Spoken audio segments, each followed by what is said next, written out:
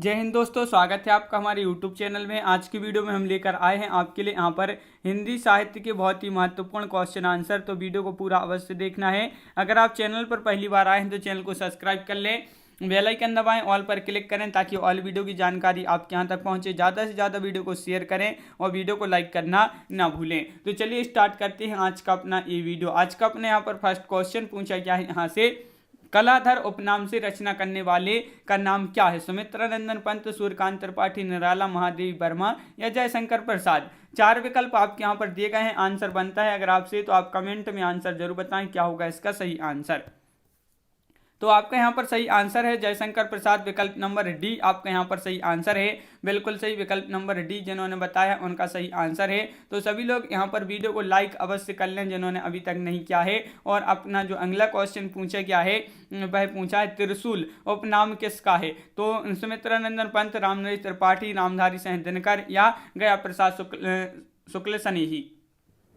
तो त्रिशूल बताना, त्रिशूल किसका उपनाम है? तो आपके यहाँ पर 173 का राइट आंसर है गया प्रसाद शुक्ल स्नेही आपका यहाँ पर राइट आंसर। ये 2015 में क्वेश्चन पूछा गया है पीजीटी परीक्षा में।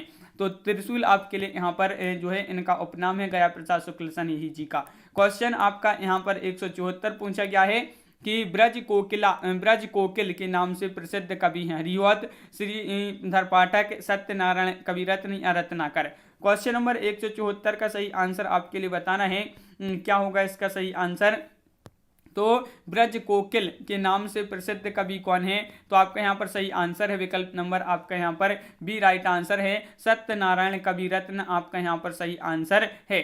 सत्यनारायण कविरत्न आपका यहाँ पर सही आंसर है। बिल्कुल सही राइट आंसर आप लोगों ने बताया है। सत्यनारायण कविरत्न जी का जो है ब्रज कोकिल नाम से प्रसिद्ध हैं। अगला क्वेश्चन क्या पूछा है, एक भारतीय आत्मा किस कवि का उपनाम है? कई बार एक क्वेश्चन आपका पूछा गया है। और सोहनलाल द्विवेदी, मैथिली शरण गुप्त, रामचरित उपाध्याय या माखनलाल चतुर्वेदी। तो एक भारतीय आत्मा के नाम से जो उपनाम है इनका, किसका नाम है उपनाम? माखनलाल चतुर्वेदी। विकल्प नंबर डी आपका यहाँ पर सही आंसर है। क्वेश्चन नंबर आपका 176 क्या पूछा गया है? तो 176वां क्वेश्चन आपका ये रहा आपकी स्क्रीन पर। हिंदी के किस कवि को एक भारतीय आत्मा के नाम से अभिहित किया है? तो अब भी पढ़ा ये क्वेश्चन। आपका यहाँ पर सही आंसर क्या है? माखनलाल चतुर्वेदी। माखनलाल चतुर्वेदी आपका यहाँ पर विकल्प नंबर डी यहाँ पर सही आंसर है। बिल्कुल सही, विकल्प नंबर डी राइट आंसर है। क्वेश्चन नंबर 177 क्या पूछा है, एक भारतीय आत्मा निम्न में से किस कवि का उपनाम है? तो ये भी आपका यहाँ पर डबल हो गया क्वेश्चन। माखनलाल चतुर्वेदी आपका यहाँ पर सही आंसर है।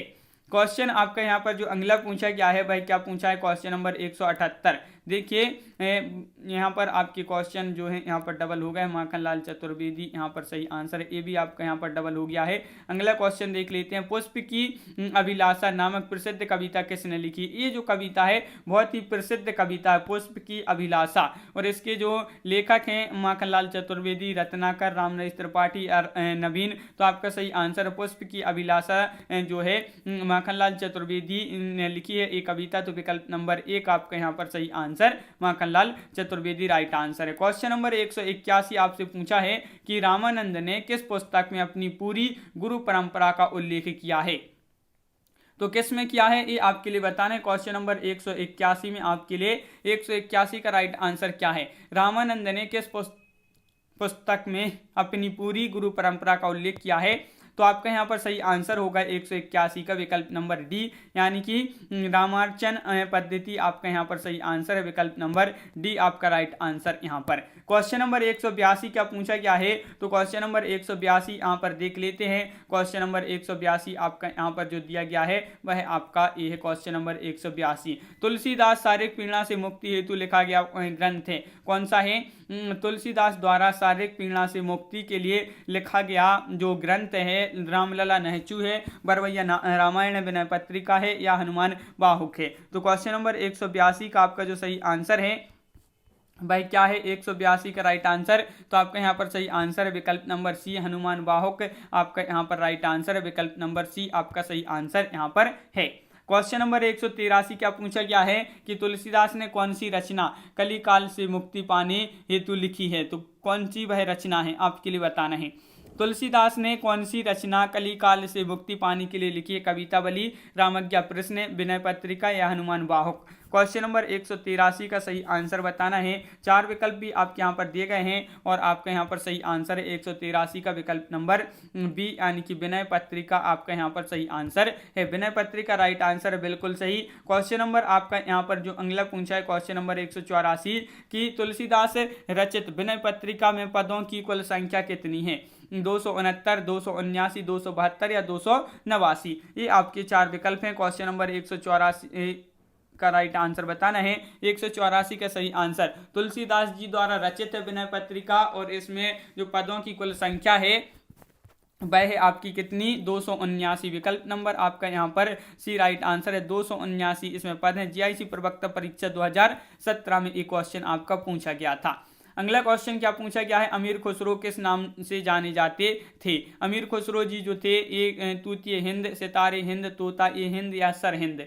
तो क्वेश्चन नंबर 185 का सही आंसर अमीर खुसरो किस नाम से जाने जाते थे? तो आपका यहाँ पर सही आंसर है विकल्प नंबर 185 का क्वेश्चन नंबर 185 का विकल्प नंबर 1 तूतीय हिंद आपका यहाँ पर सही आंसर है। विकल्प नंबर 1 आपका यहाँ पर सही आंसर है, बिल्कुल सही। यहाँ पर अमीर खुसरो का पूरा नाम अगर पूछा जाए तो इनका अमीर खुसरो जी का पूरा नाम क्या है? अबुल हसन यमीनुद्दीन खुसरो था इनका पूरा नाम। इनके पिता का नाम सैफुद्दीन था। इनका जन्म कहाँ पर हुआ था? अगर कब हुआ था? तो 1523 ईस्वी में हुआ था। एटा यूपी उत्तर प्रदेश के पटियाला नामक कस्बे में इनका जो है जन्म हुआ था। क्वेश्चन आपका यहाँ पर जो पूछा गया है क्वेश्चन नंबर 186 कि अमीर खुसरो का पूरा नाम, देखिए यहाँ पर पूछ लिया अमीर खुसरो का पूरा नाम क्या है? तो आपका सही आंसर है अबुल हसन यमीनुद्दीन खुसरो आपका विकल्प नंबर डी राइट आंसर है। ये आपका क्वेश्चन पूछा गया है, महत्वपूर्ण क्वेश्चन है। क्वेश्चन नंबर आपका 187 पूछा गया है। क्या पूछा है? मैं हिंदुस्तान की तूती हूँ, अगर तुम वास्तव में मुझसे कुछ पूछना चाहते हैं तो हिंदी बी में ही पूछो, जिससे कि मैं कुछ अद्भुत बातें बता सकूं। ये जो कथन है अमीर खुसरो का है, मौलवी करीम का है या कंडपा का है या इनमें से कोई नहीं? तो क्वेश्चन नंबर 187 का आंसर बताना, ये कथन किसका है? तो विकल्प नंबर 1 राइट आंसर है, अमीर खुसरो जी का एक कथन है। तो विकल्प नंबर 1 आपका यहाँ पर सही आंसर होगा। अमीर खुसरो ने कहा मैं हिंदुस्तान की तूती हूँ, अगर तुम वास्तव में मुझसे कुछ पूछना चाहते तो हिंदी में पूछो, मैं तुम्हें हिंदी भी में अनुपम बातें बता सकूंगा। ये आपका यहाँ पर राइट आंसर होगा, बिल्कुल सही। विकल्प नंबर 1 राइट आंसर है। क्वेश्चन नंबर 188 देख लेते हैं क्या दिया गया है। क्वेश्चन नंबर 188 तो पुस्तक जल्लड़ हत्थ दे चली गज्जन नृपकाज में जल्लड़ को कौन सी पुस्तक देने का उल्लेख है? कौन सी पुस्तक देने का उल्लेख है? बीसल देव रासु, पृथ्वीराज रासु, हम्मी रासु, विजयपाल रासु? क्वेश्चन नंबर 188 आपसे यहाँ पर पूछा गया है और 188 का आपका जो सही आंसर है वह क्या है यहाँ पर? तो आपका सही आंसर है पृथ्वीराज रासु। पृथ्वीराज रासु पुस्तक देने का उल्लेख है। तो विकल्प नंबर आपका यहाँ पर सही आंसर है विकल्प नंबर सी, बिल्कुल सही। क्वेश्चन नंबर 189 पूछा है नीमा किस कवि की माता का नाम है? नीमा किस कवि की माता का नाम है? रहीमदास, कबीरदास, सूरदास, मलुकदास? तो क्वेश्चन नंबर 189 का आपका जो सही आंसर है वह है आपका विकल्प नंबर सी यानी कि कबीरदास। कबीरदास आपका विकल्प नंबर सी यहाँ पर राइट आंसर है, बिल्कुल सही। कहा जाता है कि कबीर का जन्म एक विधवा ब्राह्मणी के गर्भ से हुआ था, जिसे उसने वाराणसी के समीप लहरतारा तालाब के पास फेंक दिया था। वहां से गुजरने वाले जो जुलाहा दंपति नीमा ने जो है बालक के रूप में विद्यमान सत्पुरुष को अपने घर लाकर पालन पोषण किया था।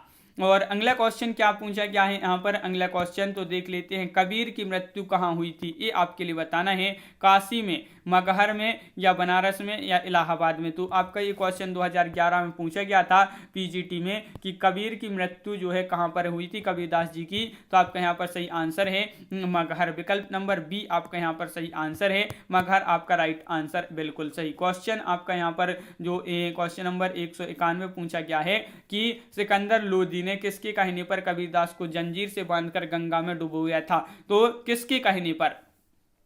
किसने डुबोया था? तो सिकंदर लोदी ने। तो किसकी कहने पर कबीरदास को जंजीर से बांधकर गंगा में डुबोया था? तो आपका सही आंसर है शेख तकी। शेख तकी आपका विकल्प नंबर यहाँ पर सी राइट आंसर है, बिल्कुल सही विकल्प नंबर सी जिन्होंने बताया है उनका राइट आंसर है। कबीरदास जो सिकंदर लोदी के समकालीन थे, आचार्य रामचंद्र शुक्ल ने अपनी पुस्तक हिंदी साहित्य के इतिहास में लिखा है कि बैरागियों की परंपरा में रामानंद जी का मानिकपुर के शेख तकी पीर के साथ वाद विवाद होना माना जाता है और ये शेख तकी दिल्ली के बादशाह सिकंदर लोदी के समय के थे।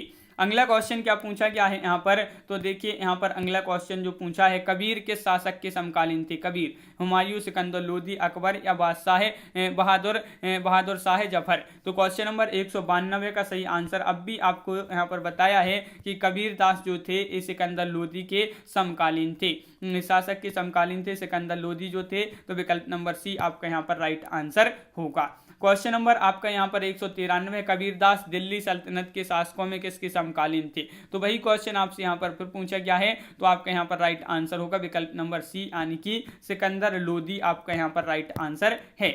सिकंदर लोदी आपका यहाँ पर सही आंसर। क्वेश्चन नंबर 194 आपका यहाँ पर क्या दिया गया है? तो क्वेश्चन नंबर 194 आपका यहाँ पर जो दिया गया है वह ये है कि क्या है, देख लें। सन 927 आहा कथा आरंभ बेन कभी कहा में 927 का ईस्वी सन क्या होगा? ये आपके लिए यहाँ पर बताना है। तो आपका यहाँ पर राइट आंसर क्या होगा क्वेश्चन नंबर 194 का?